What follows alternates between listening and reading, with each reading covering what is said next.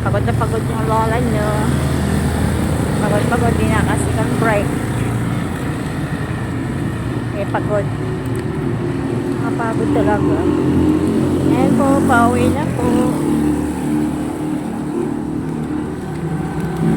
Dito na naman tayo maglat. Ayan. Joshua, sa dinadaanan lagi.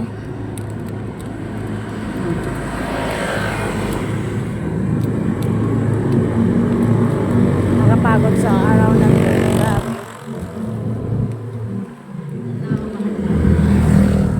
Parang hindi nawala yung sakit ng katawan ko. Ng linggo, tulog lang. Tapos kinabukasan pasok ng 8. My goodness. Tudo kayo para makabait sa mga kautsangan. Mga tropa. Pagod yung lola niya. Masarap siguro yan, no? Yung ano, parang, ano tapos yung delight. Mango delight.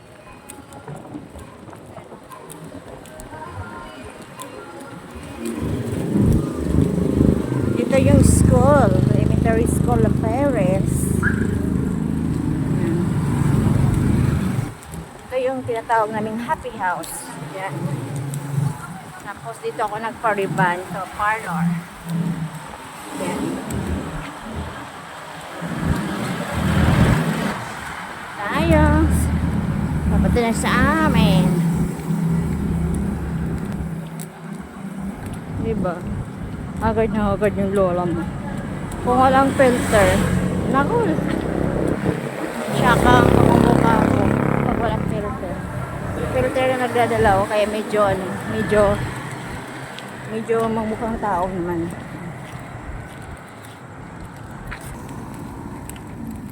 Ayan o. Paprika na. Tayo na.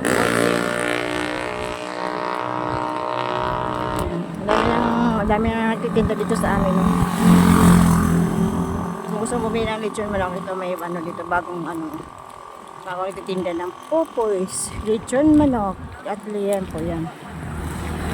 So dito parang 7-Eleven, Diego. Ayan sa amin. Sa may dito malapit sa Gawad Kalinga. Ayan, parang siyang 7-Eleven din. Ayan.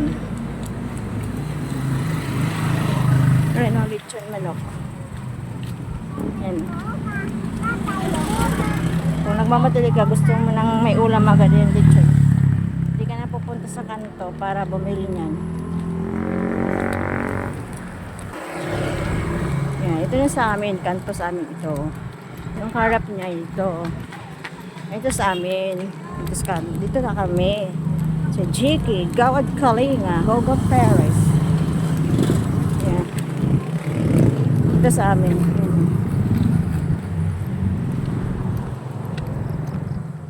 Nagbabantay dyan sa pag.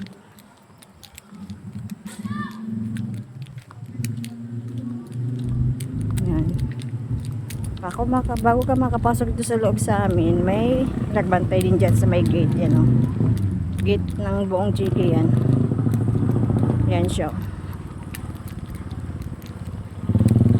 May nagbabantay dyan, mapa-umaga, mapagabi. Tatanungin ka kung saan ka pupunta. Yan.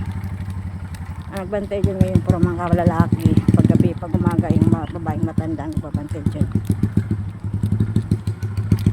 Dito ka, maglalagbo ka pag bago ka lang pumasok. Bago ka lang dito. Yan po. Yan. Yan mga bantay. Nailaw pala oh. Taray.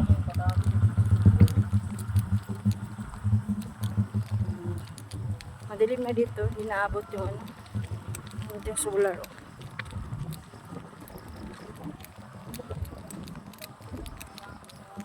Ang gulo yung aso. Sino yun? Ha? Sino? Hindi ah? Boy. Ah, si Mike? Ah, yung ano? Ay, madilim yung mukha ko. Madilim pala ito. Matigilaw.